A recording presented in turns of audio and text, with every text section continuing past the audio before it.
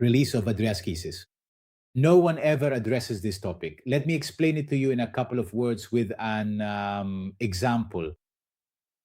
When the brain suffers an injury, the first thing it does is shut down many maps in our brain. It shuts them down with its own switch. Here I turn it off, here I turn it off, here I turn it off. Even though these areas and these maps have not been damaged, they have been shut down by our body to protect them. Look at how intelligent our nature is. We have an injury, and the brain shuts down other areas to say, I don't want the damage to spread. This is what the brain does. So part of plasticity is due to the ability of the patient, the family member, and the professional to reactivate these maps that have not been damaged. But when we reactivate them, we see improvement.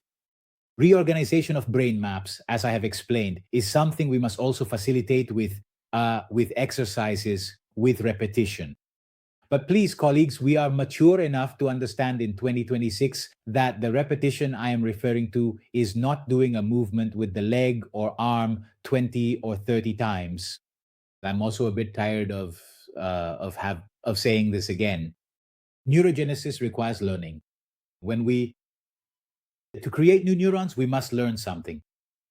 There cannot be an exercise where we listen to music or talk with the professional, with the therapist, and the therapist does something passive and mechanical to our body because we are not learning anything. The therapist is treating us like a sack of potatoes, passive, but not like an agent, an active person who must activate their own neuron.